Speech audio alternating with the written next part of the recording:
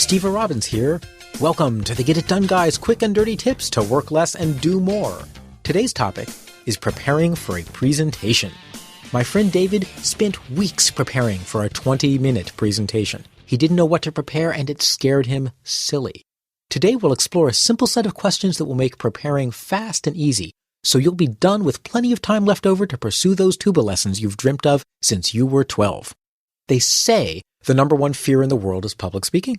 People are afraid the audience will laugh at them, except for comedians who are afraid the audience won't laugh at them.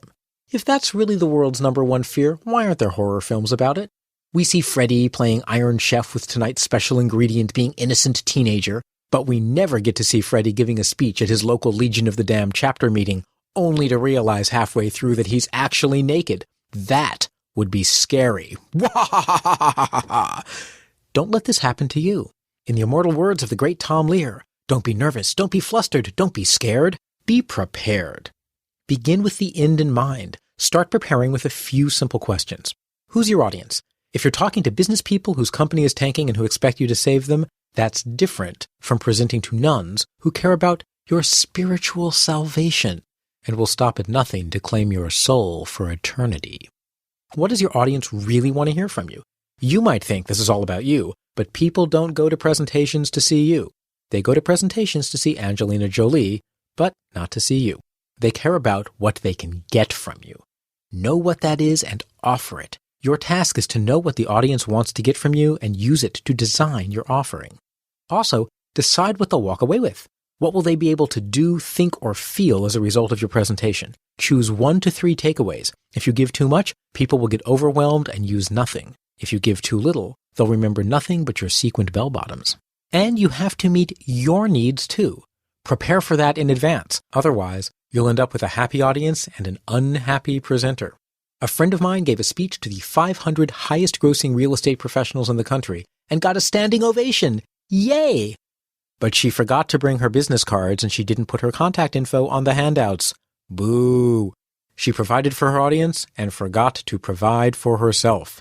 How to make your presentation relevant. Imagine you're presenting to high school students. How would you make sure that this presentation is a success?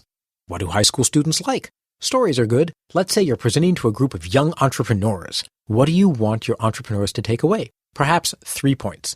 Control your cash, produce products your market wants, and make it fun to buy your product and people will keep coming back. Armed with this knowledge of what you want the audience to take away, you're much more likely to be able to put together a presentation that's relevant for them. But is it relevant for you? That's an important point. Let's go ahead and ask the other set of questions. What do you want out of this presentation? Why are you presenting to aspiring entrepreneurs at all? Surely it's not for the money. Maybe because you like helping young people grow up to take control of their lives and become great builders. Good to know. So you can choose stories that excite the kids. Give them examples of how other people accomplished great things. Make them believe they can too. And skip the story about Ray Kroc, who founded McDonald's at the age of 55. That might inspire the near-retirement set, but for high school students, it isn't likely to leave them feeling excited, motivated, and in control of their own destiny. Talk to them instead about Michael Dell starting Dell Computer at the age of 19 in his dorm room, or Bill Gates dropping out of Harvard, becoming the richest man in the world, and then buying an honorary degree from Harvard. Thanks, Bill, for cheapening the degree for the rest of us.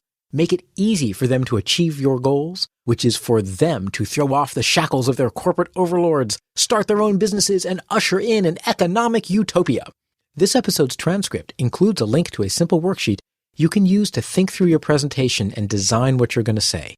Who's your audience? What do they want? What do you want? And what are the takeaways to leave them with? And when you get up to give your speech, don't be nervous, don't be flustered, don't be scared, be prepared. And unlike Freddy, wear clothes. This is Steve Robbins. Email your questions to getitdone@quickanddirtytips.com or leave voicemail at 866-WRKLESS. Work less, do more, and have a great life.